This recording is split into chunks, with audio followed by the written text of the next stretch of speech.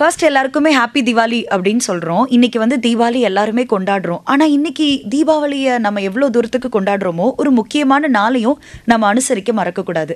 இன்றைக்கி உலக எலும்பு தளர்ச்சி தினம். அதை பற்றி பேசுகிறதுக்காக நம்ம கூட முடநீக்கியல் நிபுணர் ஆர்த்தோ சர்ஜன் டாக்டர் நரேஷ்குமார் நம்ம கூட இருக்காங்க. வணக்கம் சார். வணக்கம் ஷாலினி, அனைவருக்கும் வணக்கம். இனிய தீபாவளி நல்வாழ்த்துக்கள். நல்வாழ்த்துக்கள் சார். ஸோ உங்களுக்கு தீபாவளிலாம் எப்படி போயிட்டுருக்கு? நேற்று காலையிலே பட்டாசுலாம் வெடிச்சு முடிச்சாச்சு பசங்களோட. ஓகே. அண்ட் இந்த இருள் விலகி ஒளி பெருக நம்ம தீபம் ஏற்றுற மாதிரி நம்மளுக்குள்ளே இருக்கிற அறியாமை விலகி நல்ல செய்திகளை தெரிந்து கொள்ள இந்த நிகழ்ச்சி மூலம் இந்த நிகழ்ச்சியை பயன்படுத்துவோம். வாய்ப்பு அமைத்த ஆகாஷவாணி மற்றும் எஃப்எம் ரெயின்போ நிறுவனத்திற்கு என்னுடைய மனம் கழிந்த நன்றிகள். Thank you so much sir. இப்போ சார் கூட உங்களுடைய டவுட்ஸ் எல்லாம் நீங்கள் கேட்கணும்னு நினச்சிங்க, எலும்பு தளர்ச்சி சம்மந்தப்பட்ட உங்களுடைய கேள்விகளை கேட்கணும்னு நினச்சிங்கன்னா 29860038 இல்லை 2952055554 இந்த எண்களுக்கு நீங்கள் அழைக்கலாம். சார், முதல் கேள்வி என்னுடையதாக இருக்கட்டும். இப்போது நம்ம வந்து எலும்பு தளர்ச்சின்னு சொல்கிறோம். இந்த எலும்பு தளர்ச்சி அப்படின்னா என்ன? எதுக்காக இந்த தினம் வந்து கொண்டாடுறோம்? இந்த தினத்தை நம்ம அனுசரிக்கிறோம். ஸோ இது ரொம்ப முக்கியமான ஒரு விஷயம். எலும்பு தளர்ச்சினா என்னன்னு தெரிஞ்சுக்கிறது. ஏன்னா இதை பற்றியான இது வந்துட்டு கம்மியாக இருக்கு பொதுமக்களிடையே. ஸோ எலும்பும் நம்ம உடம்புல இருக்கிற ஒரு முக்கியமான ஒரு உறுப்பு. இன்னும் சொல்லப்போனால் நம்ம உடம்புடைய மெயின் தூண் எலும்பு தான். இப்போ எந்த ஒரு பொருளுக்கும் ஒரு ஸ்ட்ரென்த் இருக்கு இல்லைங்களா? ஒரு மரமாக இருக்கட்டும், ஒரு இரும்பாக இருக்கட்டும், அதே மாதிரி எலும்புக்கும் ஒரு ஸ்ட்ரென்த் இருக்குது. அதுக்கு பேர் தான் போன் டென்சிட்டின்னு சொல்கிறோம். அந்த போன் டென்சிட்டி ரொம்ப குறைஞ்சிருச்சுன்னா எலும்பு வந்து ரொம்ப வீக் ஆகிடுச்சு நம்ம பொதுவாக சொல்கிறோம் இல்லைங்களா? அந்த வீக்னஸ் தான் எலும்பு தளர்ச்சின்னு சொல்கிறோம். இது ஏன் முக்கியம் அப்படின்னா, எலும்பு ரொம்ப வீக்காக நம்மளுடைய உடல் வலிமை குறையும். நம்மளுடைய வயசாகிறதுங்கிறதே அதுதான். கூன் விழுறது, மூட்டுக்கள் தேய்றது, விழுந்தா டக்குன்னு ஃப்ராக்சர் ஆகிடுறது. ஸோ இதெல்லாம் அவாய்ட் பண்ணணும், தவிர்க்கணும் அப்படின்னா நம்மளுடைய எலும்பு ஸ்ட்ரென்த்து நல்லா இருக்கணும். அது சம்பந்தமான உரையாடல் தான் இந்த நிகழ்ச்சி. அதை பற்றி நிறைய செய்திகள் தெரிஞ்சுப்போம். ஓகே. இப்போ நீங்கள் வந்து எலும்பு தளர்ச்சி அப்படின்னு சொல்லும்போது வயசானவங்களுக்குன்னு ஒரு வார்த்தையை சொன்னீங்க. இது வெறும் வயதானவர்களுக்கு மட்டும் வரக்கூடிய ஒரு நோயா? ஸோ இதுவும் ரொம்ப முக்கியம். நம்ம உடம்பு எப்படி அமைஞ்சிருக்குன்னா 30 வயசு வரைக்கும் ஆனபாலிக் ஃபேஸ் அப்படின்னு சொல்லுவோம். அதாவது நம்ம உடம்புடைய டிஷ்யூக்கள் வந்துட்டு அதிகரிச்சுட்டே போகிற ஃபேஸ் அது. 30 வயசு தாண்டினதுக்கப்புறம் படிப்படியாக நம்ம உடம்புல இருக்கிற செல்ஸ் எல்லாம், அணுக்கள் எல்லாம் வீக்காய் எலும்புகளுடைய அணுக்கள் உட்பட வீக்காய் கொஞ்சம் கொஞ்சமாக 40, 50 அந்த ஸ்டேஜ் வரும்போது இன்னமும் வீக் ஆகுது. 50 வயசு தாண்டும் போது ரொம்பவே வீக் ஆகுது. அதுக்கு சில காரணங்கள் இருக்குது. ஸோ பொதுவாக பார்த்தீங்கன்னா லேடிஸ்க்கு வந்துட்டு இப்போ மெனோபாஸ், மாதவிடாய் நின்றுறது வந்துட்டு ஆவரேஜாக ஒரு 50 வயசில். ஸோ அந்த ஸ்டேஜில் வந்து அவங்க உடம்புல இருக்க சில ஹார்மோன் சத்துக்கள் குறையுது. ஸோ அந்த ஹார்மோன் சத்து வந்து அவங்களுடைய எலும்பு ஸ்ட்ரென்த்துக்கு ரொம்ப முக்கியமானது. ஸோ அதனுடைய சப்போர்ட் இல்லாததுனால அவங்களுக்கு சீக்கிரமாகவே எலும்பு ஸ்ட்ரென்த் குறைஞ்சி போயிடுது. ஓகே. ஸோ ஆண்களுக்கும் அதே மாதிரி தான். படிப்படியாக அவங்களுடைய உணவு பழக்கங்கள் குறைஞ்சிட்டே போகிறது, சத்துள்ள ஆகாரங்களை செரிமானம் பண்ணுற தன்மை குறையிறது, ஆக்டிவிட்டீஸ் உடற்பயிற்சி பண்ணுறதா இருக்கட்டும், இல்லை பொதுவாக அவங்களுடைய ஆக்டிவிட்டி லெவல் குறையிறதுனால இந்த போனுக்கு தேவையான ஸ்டிமுலேஷன் கிடைக்க மாட்டேங்குது. அதனால் எலும்பு தளர்ச்சி வயதாக அதிகரிச்சுட்டே போகுது. ஓகே. எனக்கு நிறைய கேள்வி இருக்குது, ஆனால் கேட்குறதுக்கு விட மாட்டுறாங்க. நம்ம கூட பேசுகிறதுக்கு ரெடியாக இருக்காங்க. வணக்கம் ரெயின்போ எஃப்எம். நம்ம உடம்பு எப்படி அமைஞ்சிருக்கு? வணக்கம் மேம். வணக்கம். யார் எங்கிருந்து பேசுறீங்க? நான் வேலூர் மாவட்டம் காட்பாடி பகுதியில் இருந்து சந்திரசேகர் பேசுறேன் மேம். நல்லா இருக்கீங்களா சார்? மகிழ்ச்சியா இருக்கிறேன் மேம். உங்களுக்கும் டாக்டர் சாருக்கும் நிலையத்தாருக்கும் என்னுடைய தீபாவளி நல்வாழ்த்துக்கள் தெரிவிச்சுக்கிறேன். அம்மா சொல்லுங்கம்மா, இனிய தீபாவளி நல்வாழ்த்துக்கள் சொல்லுங்கம்மா. Thank you doctor. எனக்கு 2 கேள்விகள் இருக்கு.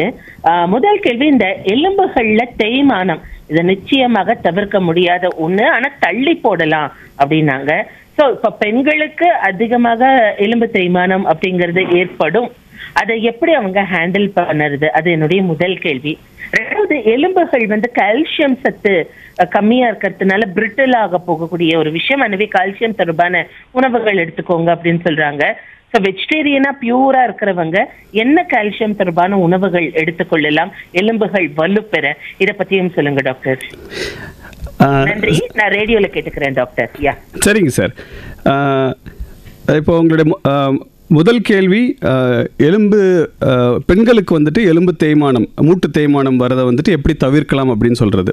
ஸோ மூட்டு தேய்மானம்ங்கிறது ஒரு நோய் கிடையாது. அது வந்து நம்ம இப்போ எப்படி வயதாகிறமோ, முடி நரைக்குதோ, தோள்களில் சுருக்கம் வருதோ, அந்த மாதிரி நம்ம எலும்பில் மூட்டுக்களில் நடக்கிற ஒரு ஏஜ் ரிலேட்டட் டீஜெனரேஷன் சொல்லுவோம். சரிங்களா? இப்போ வண்டியோடைய ஒரு பொதுவாக நாங்கள் வண்டியோடைய இந்த பார்ட்ஸை வச்சு சொல்லுவோம். இப்போ ஓட ஓட ஓட ஒரு டயர் தேயுதுங்களா, அது தேய்கிறத வந்துட்டு ஏதோ ஒரு இதுன்னு சொல்ல மாட்டோம். ஓட ஓட அது நேச்சுரலாக நடக்கிற ஒரு ப்ராசஸ். அதே மாதிரி தான் நம்ம மூட்டுக்களுக்கு நடுப்புற இருக்கிற ஜவ்வும் தேய்கிறது வந்துட்டு ஒரு இயற்கையான ஒரு செயல் தான்.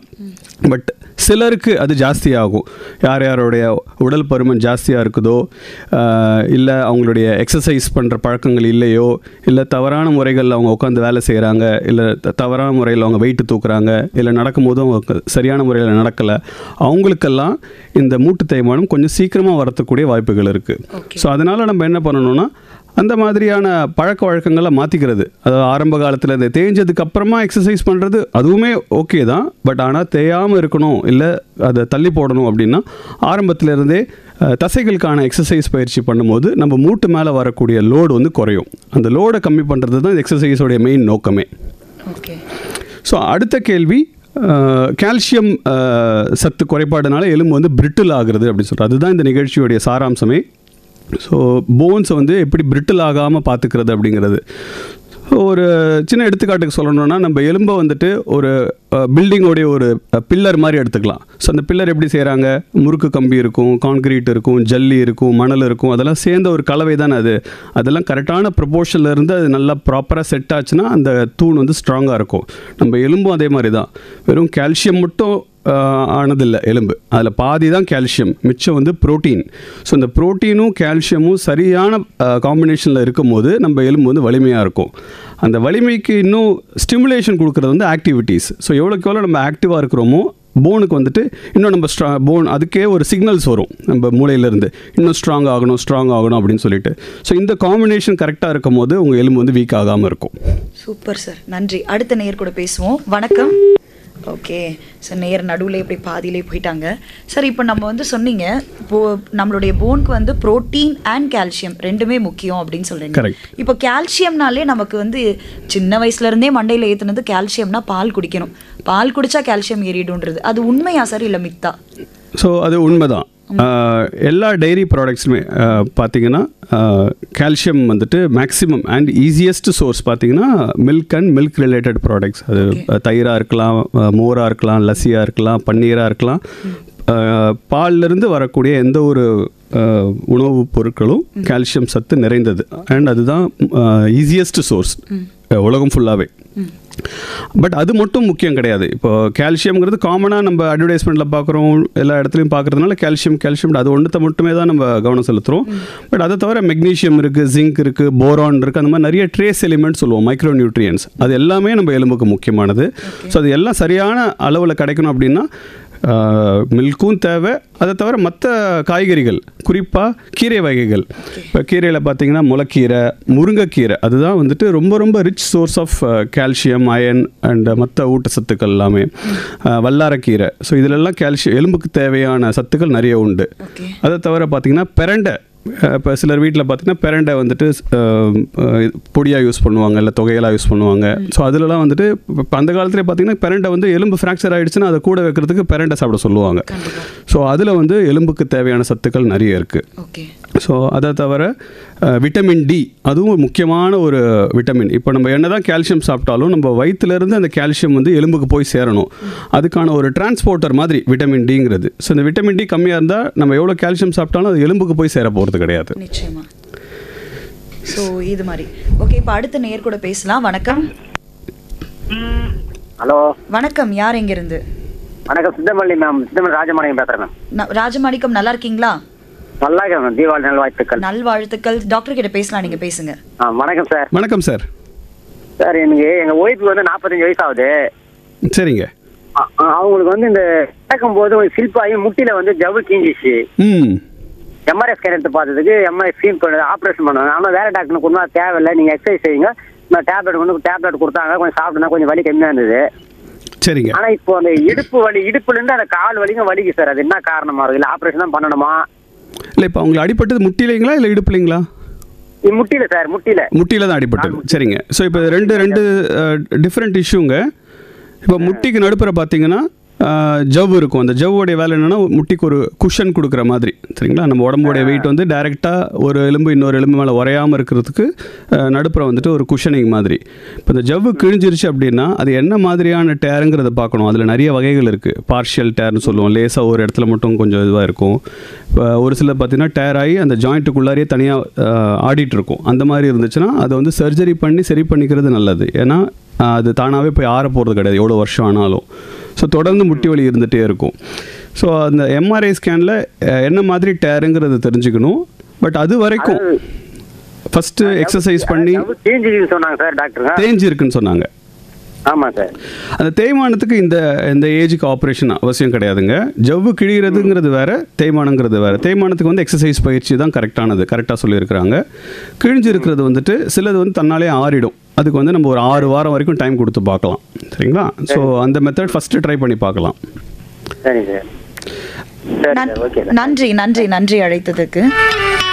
ஹலோ டாக்டர் நிகழ்ச்சி கேட்டுட்டு இருக்கீங்க. ஹலோ டாக்டரில் இன்னைக்கு வந்து உலக தளர்ச்சி தினம், உலக எலும்பு தளர்ச்சி தினம், இதை தான் நம்ம வந்து அனுசரிக்கிறோம். அதை பற்றி நம்ம கூட நிறைய விஷயங்களை தெளிவுபடுத்துறதுக்காக டாக்டர் நரேஷ்குமார் நம்ம கூட இருக்காங்க.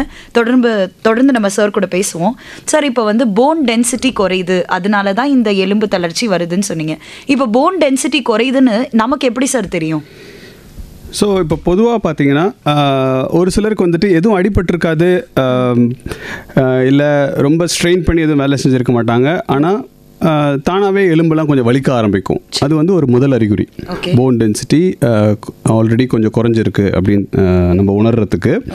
இப்போ அதை தவிர ப்ரிவென்டிவ் செக்கப்ஸ்னு உண்டு.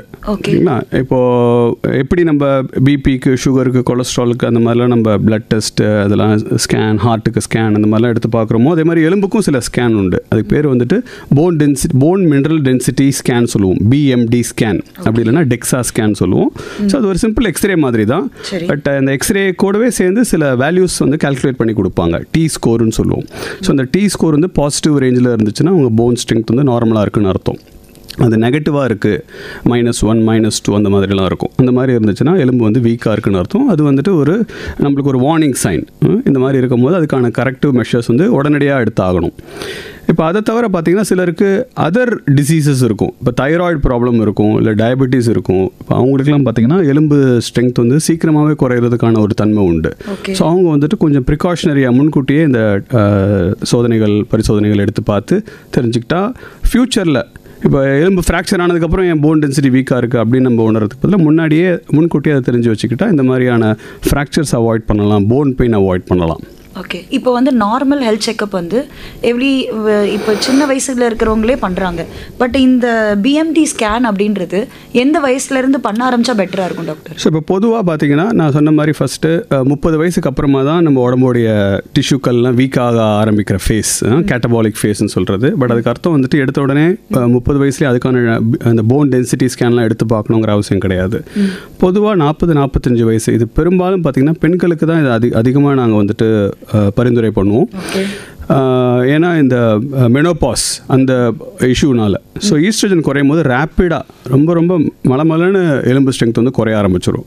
ஸோ அதனால் 40க்கு அப்புறமா இருக்கிறவங்க, குறிப்பாக லேடிஸ் வந்துட்டு போன் டென்சிட்டி டெஸ்ட் பண்ணி பார்த்துக்கிறது நல்லது. ஓகே. இப்போ யூட்ரஸை எடுத்துட்டோம் அப்படின்னா அந்த ஈஸ்ட்ரோஜனோட லெவல் வந்து குறையுது அப்படின்லாம் பேசுகிறாங்க. இதனால இந்த ஆஸ்ட்ரோபோரோசிஸ் வரதுக்கு வாய்ப்பு இருக்கா? ஸோ இது ரொம்ப முக்கியமானது. ஏன்னா நிறைய சிச்சுவேஷன்ஸ் பார்ப்போம். பார்த்தீங்கன்னா ஹிஸ்டெக்டமி, இப்போது ரொம்ப ப்ளீடிங் இருந்தது, இல்லை ஃபைப்ராய்டு கட்டி இருந்ததுன்னு சொல்லிட்டு கொஞ்சம் சீக்கிரமாகவே 40 வயசில், இல்லை சிலருக்கு பார்த்தீங்கன்னா 35லேருந்து 40 வயசுக்குள்ளாரி அந்த ஸ்டேஜ்லேயே யூட்ரஸ் ரிமூவ் பண்ணுற ஒரு சிச்சுவேஷன் வந்துருந்துருக்கலாம்.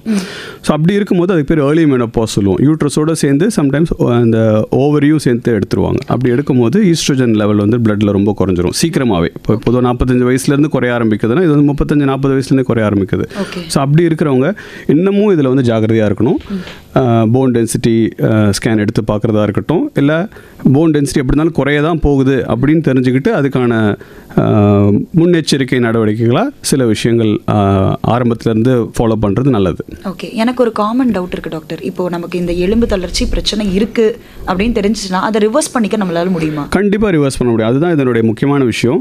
ஸோ போன் வந்துட்டு ஒரு கண்டினியூஸ் தொடர்ந்து ஆக்டிவாக இருக்கிற ஒரு டிஷ்யூ. இப்போ எப்படி நம்ம தோல் வந்துட்டு நிறைய செல்ஸ் வந்துட்டு இறந்து போது திரும்ப புது செல்ஸ் வருதோ, அதே மாதிரி தான் எலும்புக்குள்ளே இருக்கிற செல்ஸும். இப்போ 90 வயசு ஆனால் கூட அவங்களுடைய போன் டென்சிட்டி இம்ப்ரூவ் பண்ண முடியும். சரிங்களா? ஸோ அதுக்கு தேவையான உணவு பழக்க வழக்கங்களாக இருக்கட்டும், சில சமயங்களில் மருந்து மாத்திரைகள் தேவைப்படலாம். ஏன்னா ஒரு ஸ்டேஜுக்கு மேலே இப்போ வெறும் உணவை மட்டும் வச்சு நம்ம மாற்றுறது வந்து கஷ்டம். ஸோ அதுவே சின்ன பசங்களாக இருந்தாங்கன்னா அவங்க வந்துட்டு வெறும் எந்த ஒரு மாத்திரை மருந்தும் தேவை கிடையாது, உணவு பழக்கங்கள் வச்சு அவங்களுடைய போன் ஸ்ட்ரென்த்தை ஆரோக்கியமாக வச்சுக்க முடியும். ஓகே டாக்டர், இப்போ வந்து பொதுவாக ஒரு கூற்று இருக்குது, ஆர்ஓ வாட்டர் குடிக்கிறதுனால நமக்கு வந்து போன் டென்சிட்டி குறைஞ்சிருது அப்படின்னு. அது வந்து உண்மையா பொய்யா டாக்டர்? ஸோ இதில் வந்துட்டு ஒரு உண்மைத்தனம் இருக்குது. ஆர்ஓவில் என்ன பண்ணுறோன்னா, பொதுவாக ஏன் ஆர்ஓ போடுறாங்க அப்படின்னா, இப்போ போர் வாட்டர் யூஸ் பண்ணுவாங்க, அதனுடைய வாட்டர் வந்து ரொம்ப ஹார்டாக இருக்குது அப்படின்னு சொல்லிட்டு இப்போ பார்த்தீங்கன்னா இப்போ பைப்லைன்லாம் வந்துட்டு டெபாசிட்ஸ் ஆகிடும், இப்போ தண்ணியோடைய டேஸ்ட்டே வந்து மாறி இருக்கும். அதனால் ஆர்ஓ யூனிட் வீட்டில் போடுவாங்க, இல்லை பெரிய பெரிய பில்டிங்ஸ்லலாம் போடுவாங்க. ஸோ அதில் என்ன பண்ணுதுன்னா, இந்த ஹார்ட் வாட்டரை சாஃப்ட் ஆக்கிறதுங்கிற பேரில் நிறைய அதில் இருக்கிற மினரல் கண்டென்ட்ஸை வந்து ரிமூவ் பண்ணிடுது. ஸோ அப்படி ரிமூவ் பண்ணும்போது அது கூட சேர்ந்து கால்சியம் மெக்னீஷியம் ரெண்டும் சேர்ந்தும் போயிடுது. ஸோ அதனால் வெறும் ஆர்ஓ வாட்டர் யூஸ் பண்ணுறீங்க அப்படின்னா அதில் இருக்கிற டிடிஎஸ் அதை வந்துட்டு செக் பண்ண வேண்டியது ரொம்ப அவசியம். ஸோ பொதுவாக பார்த்தீங்கன்னா 150லேருந்து 300க்குள்ளார அந்த 150 to 300 milligrams per liter அந்த டிடிஎஸ் வந்துட்டு ஆர்ஓ வாட்டர் யூஸ் பண்ணாலும் நீங்கள் செக் பண்ணி பார்க்க வேண்டியது அவசியம். ரொம்ப கம்மி பண்ணிட்டீங்கன்னா அதில் அந்த தண்ணியில் வந்து எந்த சத்துமே இல்லாமல் போயிடுது. ஓகே, ஸோ இது நம்ம முக்கியமாக கண்டுபிடிக்க வேண்டிய, ஆமாம், இது நம்ம வந்து கண்டிப்பாக இது வந்து நம்ம செக் பண்ண வேண்டிய ஒரு விஷயம். இது ரொம்ப முக்கியமானதாக இருக்குது. இப்போ வெறும் மித்தா மட்டுமே யோசிச்சுட்டு இருந்தால் அந்த டிடிஎஸ் அப்படிங்கிறது ரொம்ப முக்கியம். டிடிஎஸ் செக் பண்ணி பார்க்கணும் கண்டிப்பாக. இப்போ டாக்டர் நீங்கள் வந்து சொன்னீங்க உணவு பழக்கங்கள்லே கூட நம்மளால் மாற்றிக்க முடியும், தேவைப்படுற சமயங்களில் மருந்துகளை நம்ம வந்து பரிந்துரைக்கிறோம் அப்படின்னு சொன்னீங்க.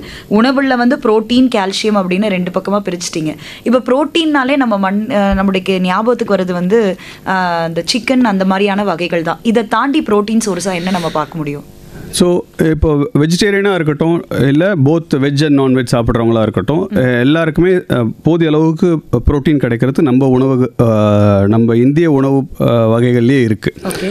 இப்போது பொதுவாக கேட்குற கேள்வி என்னென்னு பார்த்தீங்கன்னா, நான் வந்து வெஜிடேரியன், ஸோ எனக்கு எப்படி ப்ரோட்டீன் கிடைக்கும் அப்படின்னு சொல்லிட்டு அப்படி கிடையவே கிடையாது. இப்போ எல்லா வகையான பீன்ஸ், சரிங்களா, சோயா பீன்ஸ், பச்சைப்பயிறு, கருப்பு மூக்கடலை, டபுள் பீன்ஸ், ராஜ்மா, எல்லா வகையான பல்சஸ், அதில் எல்லாத்துலேயுமே வந்து ப்ரோட்டீன் சத்து மேக்ஸிமம் இருக்குது. இப்போ ஒரு சின்ன எக்ஸாம்பிளுக்கு சொல்லணும்னா, இப்போ 100 கிராம் பச்சைப்பயிறு சாப்பிட்றாங்கன்னா அது வந்து 100 கிராம் மட்டன் சாப்பிட்றதுக்கு சமம். ஸோ அந்தளவுக்கு ப்ரோட்டீன் வந்து வெஜிடேரியன் சோர்ஸஸ்லேயே இருக்குது. இப்போ நான்வெஜ் சாப்பிட்றவங்க என்ன பண்ணலான்னா, சிக்கன் அதெல்லாம் விட எலும்புக்கு மீன் வந்துட்டு ரொம்பவே நல்லது. ஏன்னு பார்த்தீங்கன்னா கால்சியமும் விட்டமின் டியும் மீனில் வந்து ஜாஸ்தி. குறிப்பாக பார்த்தீங்கன்னா நம்ம ஊரில் காமனாக கிடைக்கிற ஃபிஷ்ஷஸ், சார்டைன் ஃபிஷ்ஷஸ் சொல்லுவோம், மத்தி மீன், அதுக்கப்புறமா பாம்ஃப்ரெட் வவ்வால் மீன், அதுக்கப்புறம் ஐல மீன், சரிங்களா, இதிலெல்லாம் பார்த்தீங்கன்னா maximum vitamin D and calcium இருக்குது. ஸோ அந்த மாதிரியான பழக்க வழக்கங்கள் உணவுகள் வந்துட்டு அதிகம் சேர்த்துக்கிறது நல்லது. முட்டையில் டாக்டர்? முட்டையில் உண்டு. முட்டை வெள்ளையில் வந்துட்டு கால்சியம் சத்து ஜாஸ்தி உண்டு, மஞ்சளில் வந்து விட்டமின் டி உண்டு. ஸோ அதனால் குழந்தைங்களுக்கு வந்து வேக வச்ச முட்டை பாயில்டு எக் ஃபுல்லாகவே கொடுக்கலாம். பெரியவங்க ரொம்ப கொலஸ்ட்ரால் இருக்கிறவங்க அந்த மாதிரி இருக்கிறவங்க யோக் அவாய்ட் பண்ணிவிட்டு வெறும் ஒயிட் மட்டும் சாப்பிட்லாம். ஓகே, இப்போ வந்து பிரச்சனை வந்து மூட்டு வலி இந்த மாதிரி பிரச்சனைகள் இருக்கும்போது பொதுவாக சொல்லுவாங்க கிழங்கு வகைகளை சாப்பிடாதீங்கன்னு. அது உண்மையா டாக்டர்? ஸோ மூட்டு வலி இருக்கும்போது எந்த ஒரு உணவு வகை நம்மளுக்கு வந்து ரொம்ப ப்ளோட்டிங், ரொம்ப வயிறில் வந்துட்டு ஒரு உப்பிசமான தன்மையை உருவாக்குதோ அது எதுவுமே சாப்பிடக்கூடாது.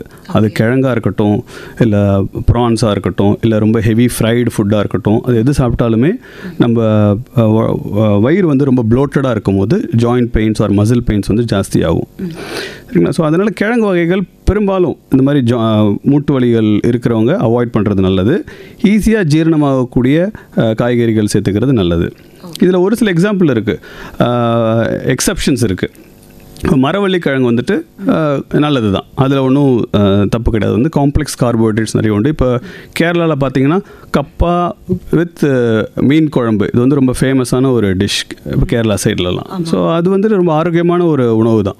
ஸோ மற்றபடி உருளைக்கிழங்கு, கருணக்கிழங்கு, அந்த மாதிரி ரொம்ப ஃப்ரைடான கிழங்கு வகைகள் அவாய்ட் பண்ணுறது நல்லது. ஓகே டாக்டர், நம்ம கூட பேசுறதுக்கு நேர் வெயிட் பண்ணுறாங்க, அவங்களோட பேசுவோம். வணக்கம் ரெயின்போ எஃப்எம். மேடம் வணக்கம். மேடம் வணக்கம், யார் எங்க இருந்து? ஆர்கே நகர் ஷேக் மேடம். புது கஸ்டமர், இனிய தீபாவளி வாழ்த்துக்கள் மேடம். புது கஸ்டமர், இனிய தீபாவளி வாழ்த்துக்கள் புது கஸ்டமர் அவர்களே. நம்ம டாக்டர்கிட்ட பேசலாம். வணக்கம் சார், சொல்லுங்க சார். இனிய தீபாவளி வாழ்த்துக்கள். தீபாவளி வாழ்த்துக்கள் சார். அதாவது சார், இப்போ நம்ம முட்டை சாப்பிட்றோம்ல சார், அது வந்து டிபி நோய்க்கு வந்து இந்த எலும்புல வந்து முட்டை சாப்பிடுங்கிறாங்களே சார், அது வந்து என்ன சத்து சார் இருக்கு முட்டையில? இப்போ முட்டை வந்துட்டு வேக வச்சு சாப்பிட்றது நல்லதுங்க. அதில் அது முட்டையோடைய வெள்ளையில் வந்துட்டு அதிக புரோட்டீன் சத்து உண்டு. சரிங்க சார். சரிங்களா. வெள்ளை மட்டும் சாப்பிடக்கூடாது சார், ரெண்டையும் சேர்த்து தானே சார் சாப்பிடணும்? நீங்கள் ரெண்டும் சேர்த்து சாப்பிடும்போது இப்போ அந்த முட்டையோட மஞ்சளில் பார்த்தீங்கன்னா கொலஸ்ட்ரால் சத்து உண்டு. சரிங்க சார். அது வந்து குழந்தைங்களுக்கு ரொம்ப நல்லது. இப்போ ஒரு பெரியவங்க ஒரு நாளைக்கு ஒரு முட்டை சாப்பிட்றாங்கன்னா அவங்க ரெண்டுமே சேர்த்தே சாப்பிடலாம். அதுக்கும் அதிகமாக சாப்பிட்றவங்க முட்டையோட வெள்ளை மட்டும் சாப்பிட்றது நல்லது. சரிங்க சார், ரொம்ப நன்றி சார் உங்கள் உதவிக்கு. நன்றி நன்றி நன்றி. வணக்கம் ரெயின்போ எஃப்எம். வணக்கம், யார் இங்க இருந்து? வெங்கட் பேசலாம். வெங்கட், தீபாவளி வாழ்த்துக்கள் உங்களுக்கு. டாக்டர்கிட்ட பேசுங்க. உங்களுக்கும் டாக்டருக்கும் இனிய தீபாவளி நல்வாழ்த்துக்கள் சார். தீபாவளி நல்வாழ்த்துக்கள் சார். இது வந்து எடுத்துக்கிறோம், கால்சியம் எடுத்துக்கிறோம் டேப்லெட்ஸ், அது சரியா எடுத்திருந்தோம்னா கிட்னி ஃபெயிலியர் அப்படின்ற ஒரு பேர் சொல்றாங்க. என்ன கேளுங்க, நான் இங்க சொல்லுங்க, நான் கேட்டுக்கிறேன். சரிங்க சார். ஸோ இதுவுமே வந்து நிறைய பேர் கேட்குற ஒரு கேள்வி, கால்சியம் சாப்பிட்டா கிட்னி ஃபெயிலியர் இல்லை, கிட்னி ஸ்டோன் ஃபார்ம் ஆகிடுமா அப்படின்னு சொல்லிட்டு. இப்போது கால்சியம் ரிக்குவயர்மெண்ட் அதுக்கு வந்து ரொம்ப தெரிஞ்சிக்க வேண்டிய ஒரு விஷயம். இப்போ நம்ம உடம்புடைய ஃபங்க்ஷனிங்க்கு எலும்புக்கு மட்டும் இல்லை, ஒவ்வொரு செல்ஸ்க்கும் கால்சியம் வந்து ரொம்ப முக்கியமானது. ஸோ அவ்வளோ கால்சியம் வந்து நம்மளுக்கு டயட் மூலயமா கிடைக்கணும். தோராயமாக பார்த்தீங்கன்னா 1.5 கிராம்ஸ் ஒரு நாளைக்கு கால்சியம் தேவை. ஸோ அந்தளவுக்கு கால்சியம் வந்து நம்மளுடைய டயட் மூலயமா, இப்போது எல்லா சிறுதானியங்கள்லையும் கால்சியம் ரொம்ப ஜாஸ்தி. கம்பு, கேழ்வரகு ரெண்டுத்துலேயும் மேக்ஸிமம் உண்டு, நட்ஸில் உண்டு, கீரையில் உண்டு, பாலில் உண்டு. அதெல்லாம் தினசரி நம்ம அதை எடுத்துக்கிறோம் அப்படின்னா அடிஷ்னலாக கால்சியம் சாப்பிட வேண்டிய தேவையே கிடையாது. இப்போ யாரோடைய உணவில் வந்து இந்த மாதிரி குறைபாடுகள் இருக்கோ, சத்து குறைபாடுகள் இருக்கோ, அவங்க வந்து 500 மில்லிகிராம் கால்சியம் வந்து தினமும் எக்ஸ்ட்ராவாக ஒரு மாத்திரை மூலயமா எடுத்துக்கிறதுல ஒன்றும் தவறு கிடையாது. இதில் யாரை வந்து கொஞ்சம் ஜாகிரதையாக இருக்க சொல்லுவோன்னா, ஏற்கனவே ஒரு தடவை கிட்னி ஸ்டோனோ இல்லை பித்தப்பையில் கல்லோ வந்திருந்தால் அவங்கள வந்துட்டு தொடர்ந்து கால்சியம் எடுக்காமல் ஒரு 3 மாதத்துக்கு எடுக்க சொல்லுவோம். அப்புறம் ஒரு 1 மாதம் பிரேக் விட சொல்லுவோம். அதுக்கப்புறம் திரும்ப 3 மாதத்துக்கு எடுக்க சொல்லுவோம். அந்த மாதிரி எடுக்க சொல்லுவோம். அப்படி எடுத்துக்கிட்டால் தப்பு கிடையாது.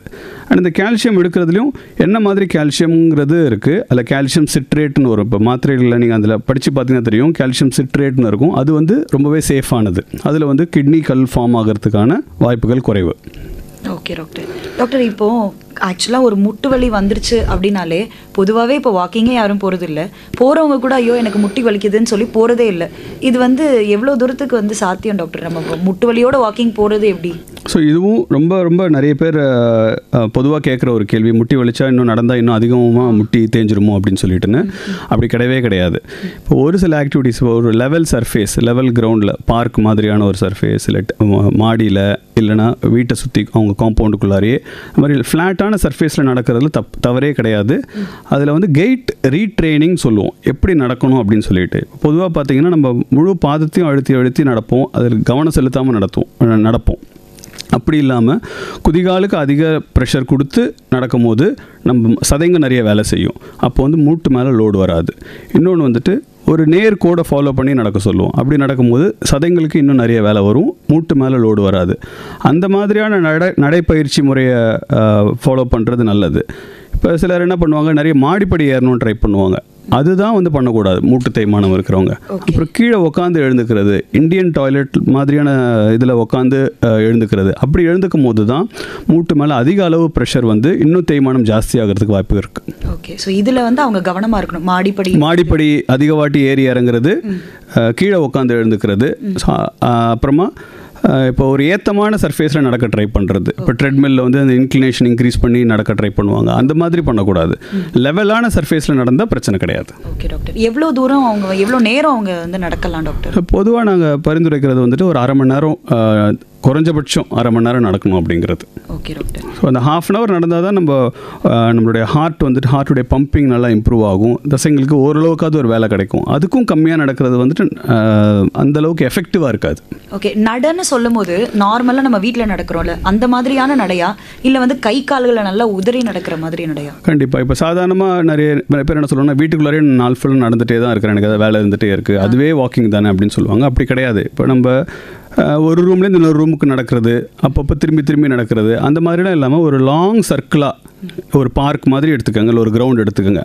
அதில் நல்லா கையை வீசி தோள்களை நல்லா பின்னாடி இழுத்து பாடியை ஸ்ட்ரெயிட்டாக வச்சு நடக்கும்போது தசைங்களுக்கு நிறைய வேலை வரும்.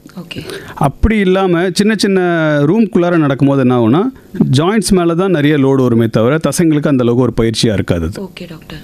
ஓகே டாக்டர், அப்புறம் இன்னொரு கேள்வி இருக்குது. அதாவது உட்காந்தே வேலை பார்க்குறாங்கல்ல, ஐடி நிறுவனத்தில் வேலை பார்க்குறவங்களா இருக்கட்டும், டெய்லர்ஸாக இருக்கட்டும், இந்த மாதிரி ஒரே இடத்துல உட்காந்து ஒரு 8 மணி நேரம் 9 மணி நேரம் வேலை பார்க்குறவங்களுக்கு என்ன மாதிரியான முன்னெச்சரிக்கைலாம் நம்ம எடுத்துக்கணும்? ஸோ குறிப்பாக அதுவும் இந்த கோவிட்க்கு அப்புறம் பார்த்தீங்கன்னா நிறைய ஒர்க் ஃப்ரம் ஹோம் ஆப்ஷன் வந்துட்டதுனால நிறைய பேருக்கு வெளியில் ஒரு சன்லைட்டை பார்க்குறதுக்கான ஒரு ஆப்பர்ச்சுனிட்டி கூட வர மாட்டேங்குது. நிறைய பேருக்கு பார்த்தீங்கன்னா கிளையண்ட்ஸ் வந்து யூஎஸ் கிளையண்ட்ஸாக இருப்பாங்க, நைட் டைமில் ஒர்க் பண்ணுவாங்க, பகலில் தூங்கிட்டு இருப்பாங்க. ஸோ அவங்க எல்லா இதுலையுமே நிறைய இந்த பேக் பெயின் சம்மந்தமான ப்ராப்ளங்கள் பார்க்குறோம், பிரச்சனைகள் நிறைய பார்க்குறோம். ஸோ குறைஞ்சபட்சம் ஒரு 15 மினிட்ஸ் டு 20 மினிட்ஸ்க்கு ஒரு தடவை இந்த சேரை விட்டு ஜஸ்ட் எழுந்திடணும். எழுந்திட்டு ஒரு செட் ஆஃப் பேசிக் ஸ்ட்ரெச்சிங், கழுத்துக்கு, இடுப்புக்கு, தோள்பட்டைக்கு அந்த ஸ்ட்ரெச்சிங் பண்ணாலே போகிறோம். திரும்பவும் அவங்க சதைகள் வேலை செய்ய ஆரம்பிக்கும். அதுக்கப்புறம் திரும்ப உட்காந்து அவங்க ஒர்க் பண்ணலாம். அந்த மாதிரி 20 மினிட்ஸ்க்கு ஒரு தடவை அப்படின்னா ஒரு மணி நேரத்துக்கு 3 தடவை சேரை விட்டு எழுந்துடணும். ரொம்ப ஈஸியாக எளிமையான ஸ்ட்ரெச்சிங் பயிற்சி கொஞ்சம் பண்ணிவிட்டு திரும்பவும் உங்கள் ஒர்க்கை ஸ்டார்ட் பண்ணலாம். அதை தவிர வேலையெல்லாம் முடிஞ்சதுக்கப்புறமா வீட்டுக்கு போனதுக்கப்புறமா இல்லை வீட்டிலேருந்தே ஒர்க் பண்ணுறாங்கன்னா எல்லா வேலையும் முடிச்சதுக்கப்புறமா ஒரு கொஞ்சம் இப்போ ஃப்ளோர் எக்ஸசைஸஸ் சொல்லுவோம், இடுப்புக்கு, கழுத்துக்கு, கால்களுக்கு, அதை மட்டும் பண்ணிவிட்டு அதுக்கப்புறம் அவங்க தூங்குறது நல்லது. ஓகே டாக்டர், அடுத்த நேர் கூட பேசுவோம். வணக்கம், ரெயின்போ எஃப்எம். இங்க குப்புராமன் பேசுறேன், நெமிலிச்சேரி குப்புராம். எப்படி இருக்கீங்க ஐயா? நான் நல்லா இருக்கேன். ஹாப்பி தீபாவளி உங்க எல்லாருக்கும். நன்றி நன்றி. டாக்டர்கிட்ட பேசுங்க. வணக்கம் சார், சொல்லுங்க சார். இங்க வந்து வாக்கிங் சொன்னீங்க. வாக்கிங் வந்து ஒரு சின்ன கன்ஃபியூஸ் பண்றாங்க எங்க பார்க்ல. கிளாக் வைஸ் தான் போயிருந்தோம் எல்லாரும், இப்போ ஆன்டி கிளாக் வைஸ் போன்னு சொல்றாங்க. கரெக்டா அது சார்? அந்த மாதிரி அப்படியெல்லாம் ஒன்றுமே கிடையாது. ஆன்டி கிளாக் வைஸாக நடக்கணும், கிளாக் வைஸாக நடக்கணும், இல்லை 8 ஷேப்பில் நடக்கணும், அப்படியெல்லாம் எதுவுமே கிடையாது. அது சில இப்போ ஒருத்தங்களை உற்சாகப்படுத்துறதுக்கு சில அசோசியேஷன்ஸில் அந்த மாதிரி சொல்லலாம், நீங்கள் ஏன் இப்படி நடக்கிறீங்க, இந்த மாதிரி நடங்க, அந்த மாதிரி கொஞ்சம் டிஃப்ரெண்ட்டாக பண்ணுறதுக்காக வேணால் இருக்கலாமே தவிர அதுக்கு ஒரு சயின்டிஃபிக் காரணம் கிடையாது. ஆன்டி கிளாக் வைஸ் நடந்தா இன்னும் நல்லது அப்படின்னு சொல்லிட்டு 60 வயசு மேல ஆச்சு. வாக்கிங்னா எப்போதும் இதுவரைக்கும் நான் கிளாக் வைஸ் தான் நடப்பீங்க. நீங்க அதே கண்டினியூ பண்ணலாம், மாற்ற வேண்டியது இல்ல. அதே அந்த மாதிரி ஒண்ணு மாற்ற வேண்டியது இல்ல. Thank you sir, thank you. ஏன்னா ரேடியோல எல்லாருக்கும் சொன்ன எல்லாரும் கேட்பாங்கன்னு நான் அது கேட்டேன். ரொம்ப மகிழ்ச்சி. எல்லாருக்கும் தெரியணுங்கிறதுக்காக கேட்டேன். நன்றி சார். நன்றி. அடுத்த நேயர். வணக்கம், ரெயின்போ எஃப்எம். ஹலோ, வணக்கம். வணக்கம் ரெயின்போ எஃப்எம். ஆஜி அறிவிப்பாளருக்கும் டாக்டருக்கும் தீபாவளி நல்வாழ்த்துக்கள். தீபாவளி நல்வாழ்த்துக்கள் சார். டாக்டர், எனக்கு ஒரு டவுட். எனக்கு 63 வயசு ஆகுது. சரிங்க. ஆமா, நைட்ல பாத்தீங்கன்னா நைட்ல வந்து தூங்கணும் பாத்தீங்களா, தூங்கி காலையில பாத்தீங்கன்னா ஒரு 4 மணிக்கு 3:30 மணிக்கு தான் எந்திரிச்சிருவேன். அப்ப பாத்தீங்கன்னா அப்படியே இடுப்பு வந்து இழுத்து பிடிச்சிக்குதுங்க சார். இடுப்பு பிடிச்சிக்குது? ஆமா, எனக்கு 63 வயசு ஆகுது. ஆனா பிபி சுகர் எதுவுமே இல்ல. அதே போல பாத்தீங்கன்னாக்கா பகல்ல பாத்தீங்கன்னா ஒரு 10 நிமிஷம் ஒரு கால வரை நிக்க முடியல. அப்படியே பாத்தீங்கன்னா முதுகெலும்பு அப்படியே வெளிச்சு பிடிச்சிக்குது சார். சரிங்க. இதுக்கு முன்னாடி ட்ரீட்மெண்ட் ஏதாவது எடுத்திருக்கீங்களா? ஃபிசியோதெரப்பி மாதிரி ஏதாவது பண்ணியிருக்கீங்களா? இல்ல சார், இது வரைக்கும் நான் ஹாஸ்பிட்டலுக்கு போனதில்லை சார். நமக்கு ஆமா போனதில்லை. ஆனா வந்து நமக்கு எந்த இதுவும் கிடையாது. சரிங்க. உடம்பு வெயிட் எவ்வளோங்க இருக்கும் தோராயமா? வெயிட் எவ்வளோ இருக்கும்? எவ்வளோ வெயிட் இருப்பீங்க? வெயிட் பார்த்தீங்கன்னா மொத்தம் ஒரு 62 தான் சார் இருப்பேன். அவ்வளோதான் இருக்கீங்க. சரிங்க. நார்மலாக தான் இருப்பேன். ஆனால் ரொம்ப கனமாக இருக்க மாட்டேன், ரொம்ப இதாக இருக்க மாட்டேன். அதனால நார்மலாக இருப்பேன். ஆனால் பகலில் பார்த்தீங்கன்னாக்கா எல்லா வேலையும் செய்வேன். சரிங்க. ஆமா, பார்த்தீங்கன்னா ஒரு 10 நிமிஷம் நின்னு வச்சுங்களா அப்படியே பின்னாடி முதுகெலும்பு அப்படியே வலிக்குது. ஆமா, நைட்ல படுத்துட்டு காலைல தூங்கினோம்னாக்கா அப்படியே இடுப்பு பார்த்தீங்கன்னா அப்படியே இழுத்து பிடிச்சிது. சரிங்க. இப்போ பார்த்தீங்கன்னா நம்ம போனதில்லை சார். நம்ம முதுகெலும்புக்கு நடுப்புற தான் நம்ம தண்டுவடம் ஸ்பைனல் கார்டு சொல்கிறோம் இல்லைங்களா, அது வந்து போகும் எலும்புக்கு நடுப்புற தான்.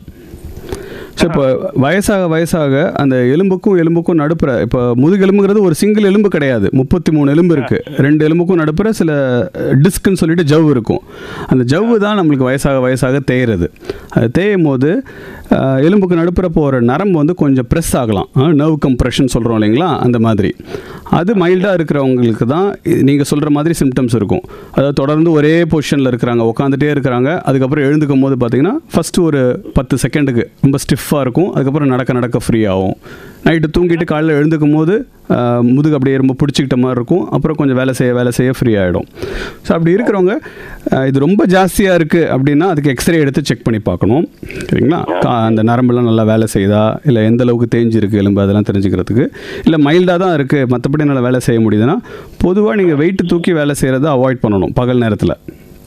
ஆனால் வந்து பார்த்தீங்கன்னா சார், பாத்தீங்களா இப்போட சார் ஒரு 50 கிலோ வெயிட் விட தூக்குவேன் சார் நானு. அதான்.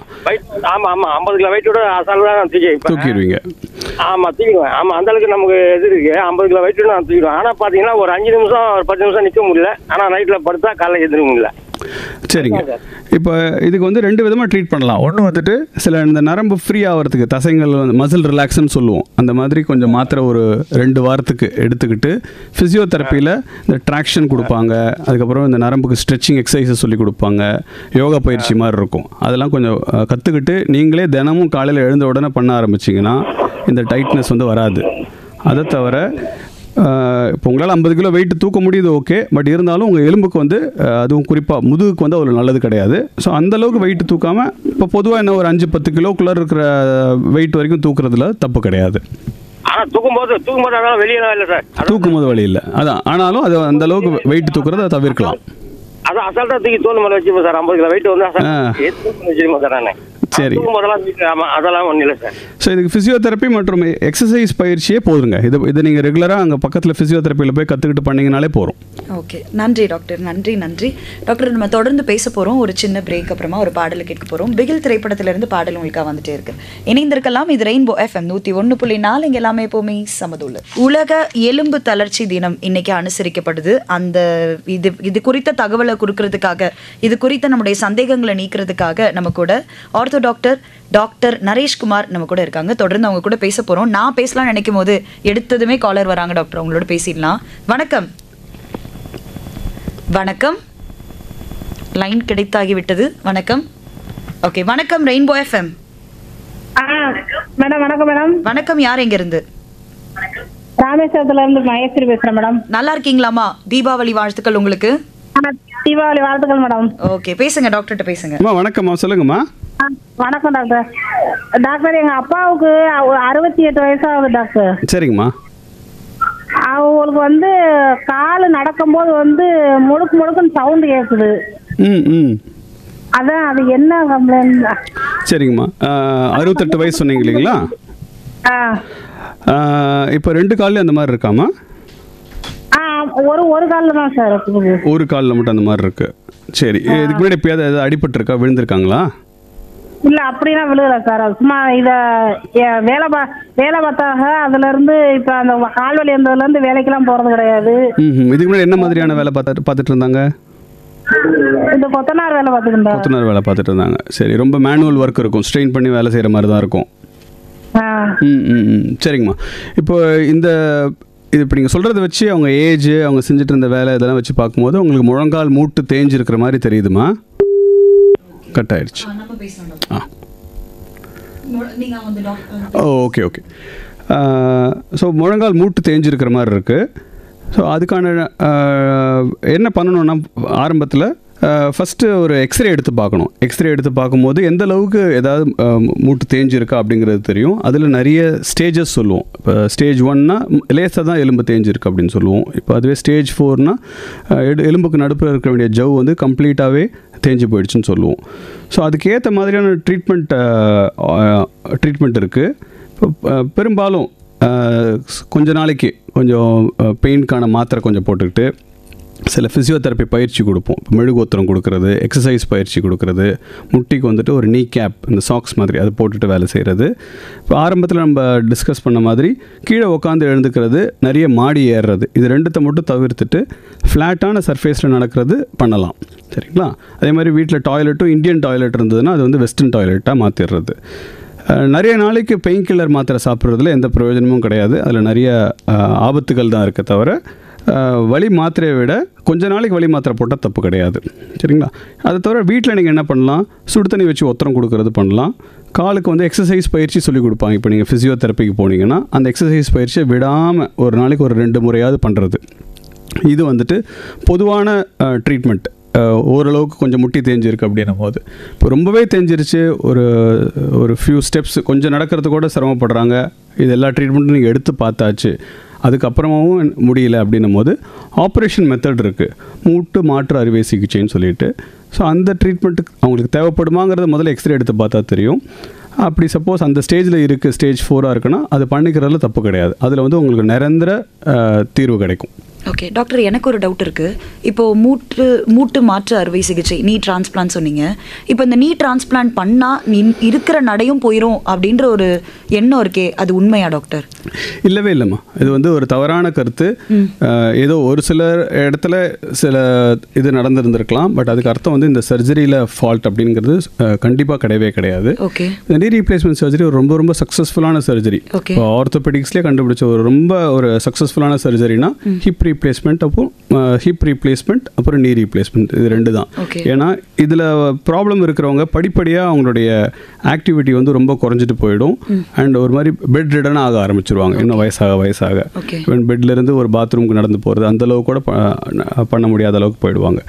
ஸோ அதுக்கு அர்த்தம் முட்டி தேஞ்சிடுச்சுன்னா எல்லாருக்குமே நீ ரீப்ளேஸ்மெண்ட் சர்ஜரி பண்ணணும் அப்படிங்கிறது கிடையாது. ஸோ இதுக்கு தான் நம்ம வந்துட்டு சில முறையான வழிகளில் அதை செக் பண்ணி பார்க்குறது. அவங்களுடைய வெயிட் என்ன, அவங்களுடைய ஆக்டிவிட்டி லெவல் என்ன, எக்ஸ்ரே எடுத்து பார்க்குறது, இதுக்கு முன்னாடி என்னென்ன ட்ரீட்மெண்ட் எடுத்துருக்குறாங்கன்னு பார்க்குறது. இப்போ எதுவுமே பண்ணாமல் எடுத்த உடனே நீ ரீப்ளேஸ்மெண்ட் ஆப்ரேஷன் யாருக்குமே தேவைப்படாது. முதல்ல எக்ஸசைஸ் பயிற்சி, வெயிட் ரிடக்ஷன். இப்போ ஒரு கிலோ வெயிட் குறைச்சா கூட நம்ம முட்டி வலி அந்தளவுக்கு நல்லாவே வலி குறைய ஆரம்பிச்சிடும். So wait reduction, phone density improve பண்ணுறது, இப்போ நம்ம ஒரு நேரம் பேசிகிட்டு இருந்தது, சதைங்களுடைய ஸ்ட்ரென்த்தை இம்ப்ரூவ் பண்ணுறது, அது தவிர சர்ஜரி இல்லாத மாதிரியான நீ கேப் மாதிரி யூஸ் பண்ணுறது, அதெல்லாம் ஃபஸ்ட் ட்ரை பண்ணி பார்க்கலாம். ஸோ அது மீறியும் அவங்களுக்கு வந்து normal day to day activities, அதுவே ஆக்டிவிட்டீஸ் ஆஃப் டெய்லி லிவிங் சொல்லுவோம், ஏடிஎல், அதுவே ரொம்ப கஷ்டமாயிருச்சு அப்படின்னா நீ ரீப்ளேஸ்மெண்ட் சர்ஜரி கரெக்டான மெத்தடில் பண்ணும்போது, அது இப்போலாம் பார்த்தீங்கன்னா computer assisted knee replacement surgery இல்லை ரோபோட் அசிஸ்டட் நீ ரீப்ளேஸ்மெண்ட் சர்ஜரின்னு உண்டு. ஸோ அதெல்லாம் பண்ணும்போது ரொம்ப ரொம்ப ரொம்ப ஆல்மோஸ்ட் க்ளோஸ் டு 100% துல்லியமாக இருக்கும். ஒரு 4-5 நாளில் அவங்க நடக்க ஆரம்பிக்கலாம். ஒரு மாதத்தில் அவங்க இயல்பான வாழ்க்கை வாழ ஆரம்பிக்கலாம். ஓகே டாக்டர், இப்போது சில பேருக்கு வந்து சொல்கிறாங்க, தூங்கி எழுக்கும் போதோ இல்லை நைட்டு நடுராத்திரியில் கால் வந்து அப்படியே விரைச்சிக்கிட்டு மடக்கும் போது அப்படி ஒரு வலி வலிக்குது அப்படின்றாங்க. இதுக்கும் இந்த எலும்பு தளர்ச்சிக்கும் சம்மந்தம் இருக்குது. ஸோ பொதுவாகவே ஆர்த்ரைட்டிஸ், அதாவது எலும்பு தளர்ச்சிங்கிறது ஓவராலாக எலும்பு வந்து வீக்காக இருக்கிறது. ஆர்த்ரைட்டிஸ் அப்படிங்கிறது வந்து எலும்புக்கு நடுப்புற இருக்கிற கார்டிலேஜ் வந்து தேஞ்சு போயிடுறது. இப்போ இந்த ஆர்த்ரைட்டிஸோட பெயின் வந்துட்டு மூவ் பண்ணிகிட்டே இருக்கும்போது அவ்வளோ தெரியாது. நாள் ஃபுல்லாக நடந்துட்டு இல்லை ஏதாவது வேலை செஞ்சுட்டு அதுக்கப்புறம் நைட்டு வந்து தூங்கும் போது தான் அந்த கால் ஃபுல்லாக கொடாயுது அப்படின்னு சொல்லுவாங்க. ஸோ அந்த சிம்டம்ஸ் வந்துட்டு ஆர்த்ரைட்டிஸோடைய சிம்டம்ஸ். ஸோ ட்ரீட்மெண்ட் அதே மாதிரி தான், திரும்பவும் அதுக்கான எக்ஸசைஸ் பயிற்சி. இப்போ இந்த எக்ஸ்டர்னல் அப்ளிகேஷன்லாம் ரொம்ப சேஃபானது, ஆயில் தேய்க்கிறது இல்லை பெயின் கில்லர் ஜெல் தடவுறது, சுடு தண்ணி ஒத்தரம் கொடுக்கறது, சிம்பிள் ஸ்ட்ரெச்சிங். இப்போ நாள் ஃபுல்லாக இப்போ நின்றுட்டு வேலை செய்கிறாங்க இல்லை ட்ராவல் பண்ணுறாங்க அப்படின்னா நரம்புலாம் டைட் ஆகிடும். ஸோ அதுக்கான ஸ்ட்ரெச்சிங் பயிற்சி பண்ணிவிட்டு அதுக்கப்புறம் தூங்குறது வந்துட்டு நல்லது. அதே மாதிரி பாதத்தையும் சுடு தண்ணியில் கொஞ்சம் நேரம் ஒரு 5 to 10 minutes கொஞ்சம் கல்லுப்பு போட்டு அதில் ஒரு பக்கெட்டில் தண்ணி நிரப்பி கால் அதில் வச்சுட்டு அதுக்கப்புறம் தூங்குறது வந்து இந்த நரம்புகளுக்கெல்லாம் வந்துட்டு ரிலாக்ஸ் பண்ணும். Super doctor. இப்போ நீங்கள் வந்து ஒரு ஆர்த்தோ சர்ஜன், இப்போ நீங்கள் ஒரு ஆர்த்தோ டாக்டராக பொதுவாக நேயர்களுக்கு என்ன சொல்ல விரும்புகிறீங்க? ஸோ போன் டென்சிட்டி அப்படிங்கிறது வந்துட்டு ஒரு லைஃப் டேர்ம் இன்வெஸ்ட்மெண்ட் மாதிரி.